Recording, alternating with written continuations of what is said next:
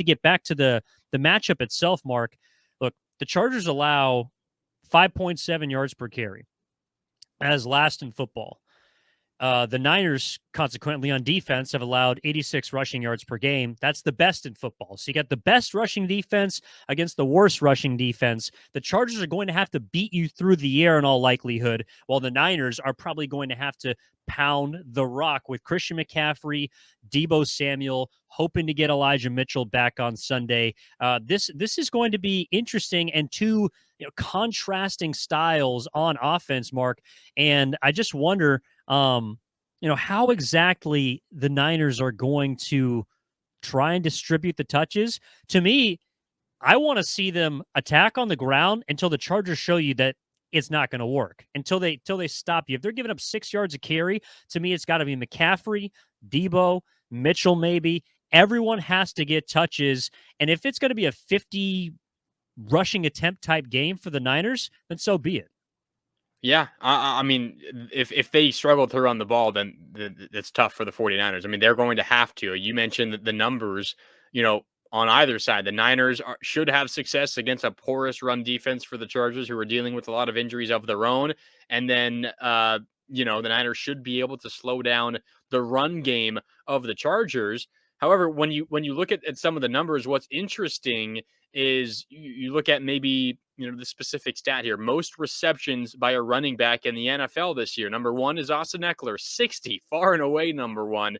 And then number two, Christian McCaffrey, 43. So, I mean, you're also looking at a couple of, players. Of course, most of those catches for McCaffrey came when he was a Panther. But most of the 49ers, most of these offenses also run through their running backs, but in the passing game. So a lot of times we talk about the run game, the quarterback just turns and hands it off to that running back.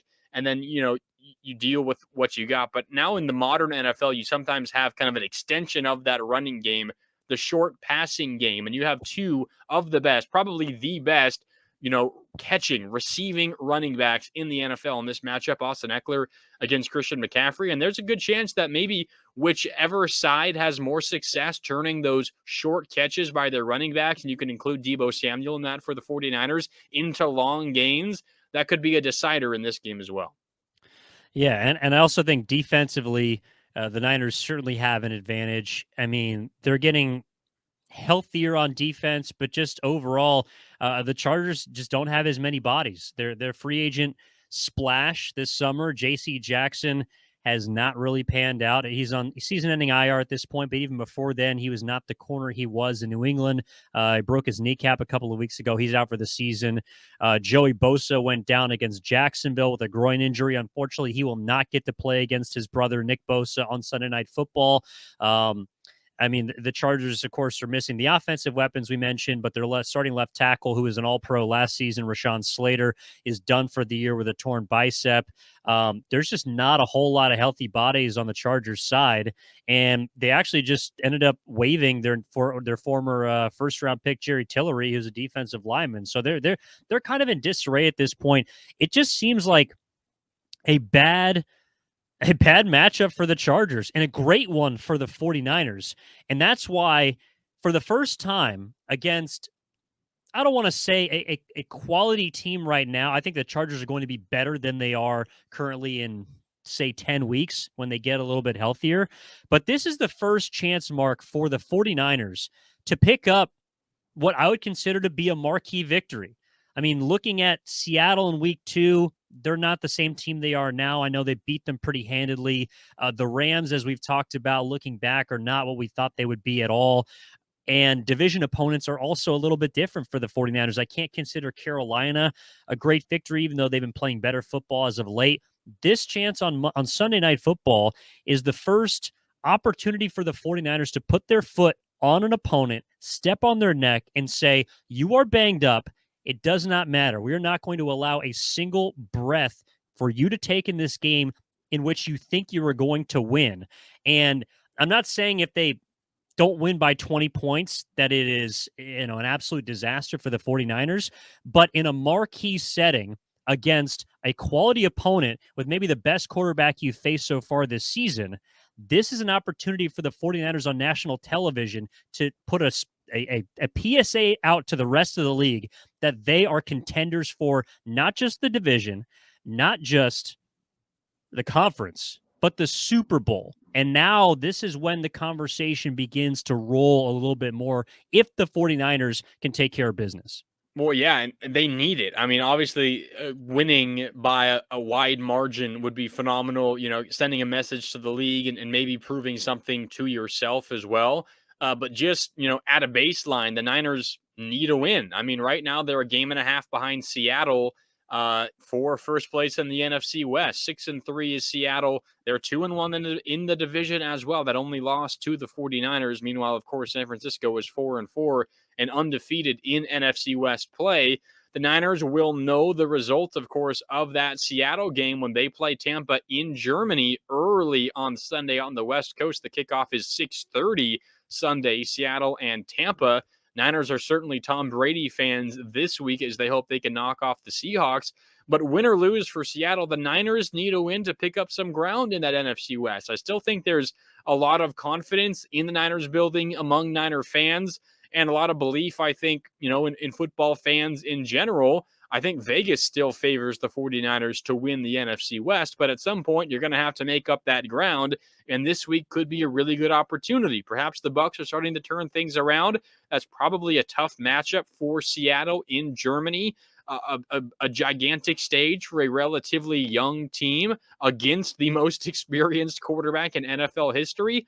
Probably a difficult one for the Seahawks. So the Niners, to your point, would love to prove a point to everyone in the NFL, to everyone watching on prime time on Sunday Night Football in Santa Clara. But they also just need a win for the simple fact that they want to win the division. And right now you're not winning the division, and you want to pick up ground when you have a chance. So I totally agree with you. This is an opportunity for the 49ers to make that statement and to take one giant step towards winning this NFC West, because I think if the Niners want to have a successful season, it's got to be winning the division first and foremost, and they certainly have a great chance to do that. And it really starts after this bye against this Chargers team that is banged up, and you got to take advantage of when you're playing teams that aren't at full strength.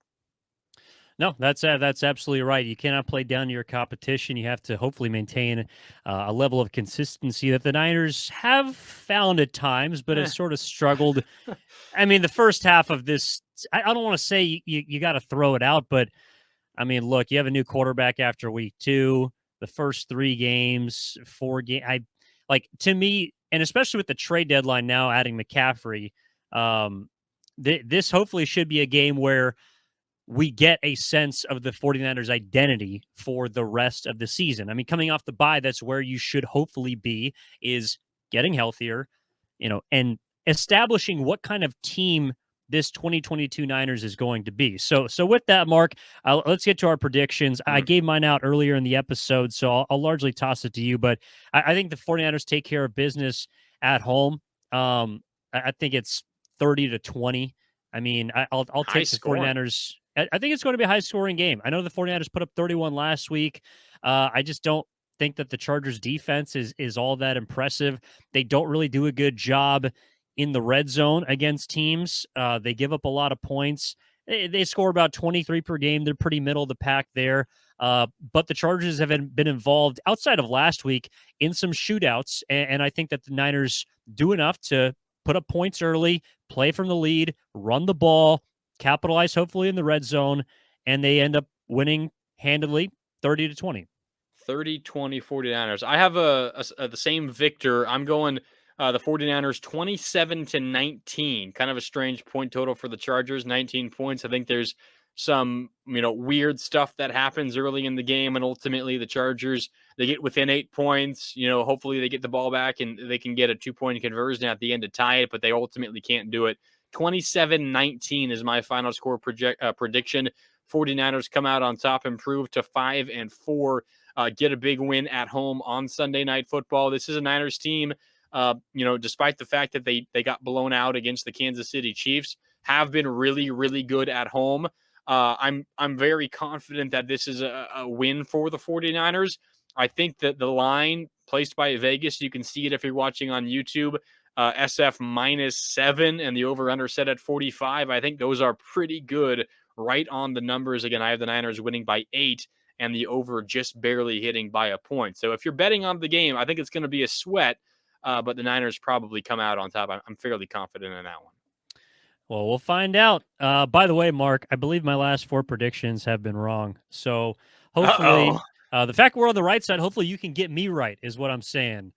Because I need a W, as do the 49ers. Hopefully they can get above 500. I think also, Mark, that means that you slightly have the over, correct? That does. I projecting 46 points and the over under, at least, right now, recording it on Thursday night. Right now, it's set at 45. Maybe the market shifts and it changes, but right now, 45 is the over under. So it's going to be a sweat. Mark Grandy is a sharp, ladies and gentlemen. That's pretty much I what don't know. this comes down to.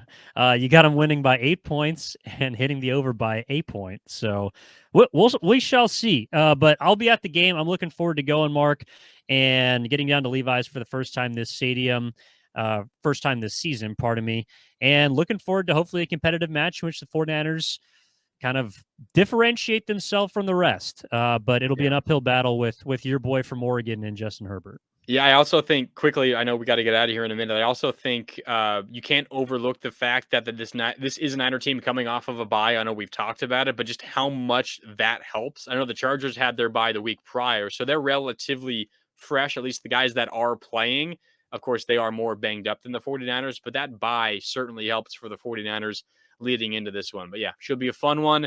I'm excited. Been waiting for a long time. It feels like for this game to get going, so I'm excited to watch it, and then we'll be back for another episode on Monday morning to wrap it all up. Yeah, no doubt. Looking forward to that Monday reaction episode. Hopefully, it is a victory Monday for the 49ers. In the meantime, download, rate, and subscribe to the 415ers podcast. We appreciate any reviews. 5 stars are appreciated. Let us know what you think. I'm on social at eGattings10. Mark is on social at Marc Grandy. Mark with a C, Grandy with an I. Grandy, thank you, my man, and we will talk to you on Monday. Everyone, enjoy the weekend. Enjoy Sunday Night Football between the Chargers and the 49ers.